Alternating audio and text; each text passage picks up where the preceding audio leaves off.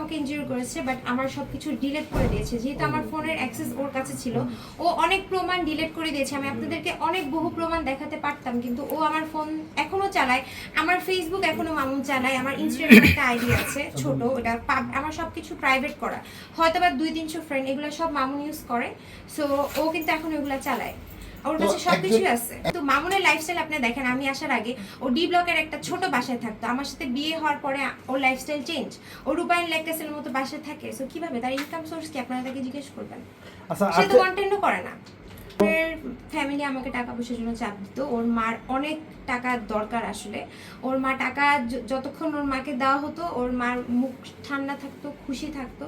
যখন টাকা পেতো না, বা আমার এমনও হয়েছে আমার ব্যাংকটা মাঝখানে ফ্রিজ ছিল, আমি টাকা উঠাতে পারতাম না, তখন মামুনের মা অনেক আপসেট থাকতো। তো আমার প্রশ্ন হচ্ছে, মামুনের মা কেন আমার কাছে টাকা যাবে, রাইট? ওনার ছেলের কাছে যাবে, আমার কাছে তো টাকা চাওয়ার কিছু নাই। মামুনের মা আমার কাছে প্রতিনিয়ত ওনার অসুখ, এই হচ্ছে বাজার লাগবে, এটা লাগবে, সেটা লাগবে, ওনার বাড়িতে ল্যান্ডের সমস্যা হয়েছে ফুপিদের সাথে, ওই ল্যান্ডের ছুটাইতে হবে, এগুলো করে বিভিন্নভাবে আমাকে একটা প্রেশারাইজড করতো এবং নিত। সাথে সম্পর্কে ধরেন ও গাড়ি কিনলো, ওকে আমি 15 লাখ টাকা অ্যাড করে ও নতুন বিএমডব্লিউটা কিনে দিলাম। তারপর হচ্ছে বিভিন্ন সময় ওর এই দরকার হতো, ওদের বাসার জমি ছাড়ানোর জন্য দরকার হতো, এরকম করলে অ্যারাউন্ড 30-40। আচ্ছা, আমার 30-40 লাখ টাকা কাকে দিলেন আপনি? মামুনকে দিয়েছি, মামুনের হাতে। আর কন্টিনিউয়াসলি তো মামুনের মা বোন আমার কাছ থেকে টাকা নিতই, প্রতিদিনই নিত। আর আমার যেহেতু ইনকাম সোর্স ছিল না, আমি আমার এফডি এর টাকা ভেঙে ওদের ফ্যামিলিতে খরচ করতাম। ও যে রূপায়ণ লেক ক্যাসেলে বাসায় থাকতো, এটা পুরোপুরি আমি চালাতাম।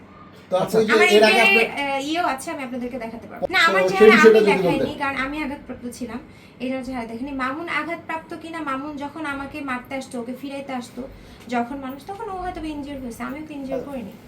আমার ফোনে ছবি আছে ভাইয়া, আমার হচ্ছে এছাড়াও মানে এভাবে আঘাত করেছে। লাইলাকে তো প্রিভিয়াসলি করেছে, আপনারা দেখেছেন, আমার সাথে সেম জিনিসটাই করেছে। আপু, আমার প্রশ্ন হলো, আপনার কাছ থেকে 30 লাখ টাকা দিয়েছে মামুন, যদি অস্বীকার, হ্যাঁ মোর দেন, যদি মামুন এটা অস্বীকার করে, আপনি সেটাকে কিভাবে প্রমাণ করবেন যে আপনার কাছ থেকে এত টাকা নিছে?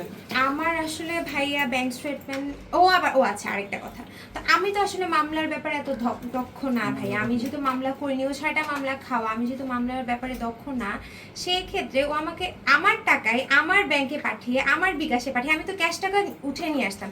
আমি আপনাদেরকে আমার সিটি ব্যাংকের স্টেটমেন্ট দেখাইতে পারবো, লাস্ট 1 বছর আমি কত টাকা উইথড্র করেছি। ইভেন আমার ব্যাংকটা ফ্রিজ করা জাস্ট বিকজ অফ দিস। আমি ব্যাংকে অনেক বেশি টাকা লেনদেন করে ফেলেছি, আমার প্রফেশন যেটা দেখিয়েছি ওই তুলনায় আমার উইথড্র বেশি হয়েছে, এখনো আমার ব্যাংকটা ফ্রিজ করা। সো এটার জন্য আমি টাকা উঠেছি, আমি তোকে ক্যাশ টাকা দিতাম, আমি তো কোনো প্রমাণ রাখিনি ভাইয়া। কিন্তু আমার ফ্যামিলির টাকা কিছু, আমার ল্যান্ড সেলের টাকা, এটা আমার ফ্যামিলিগত পাওয়া, আপনারা ফ্যামিলির সাথে কথা বলে জানতে পারবেন। আর কিছু আমি যেহেতু আগে একটা প্রফেশনে ছিলাম, মডেলিং করতাম, ওখান থেকে আমি কিছু আর্ন করতাম, ওগুলো আমি সেভ করে ব্যাংকে একটা এফডিআর করে রাখতাম। এফডিআর পারপাসে আমার কিছু টাকা ওখান থেকে আমার প্রফিট আসতো, যেটা আমি প্রতি মাসে আমার নিজের খরচ হয়ে যেত মামুনের ফ্যামিলি সহ, বা আমি যখন বড় বড় টাকার প্রয়োজন হতো তখন আমি আমার এফডিআর ভেঙে চলতাম। 1 বছর যাবত আমারও কোনো ইনকাম নেই ভাইয়া, আমি জাস্ট আমার ব্যাংকের টাকা ভেঙে খাচ্ছি।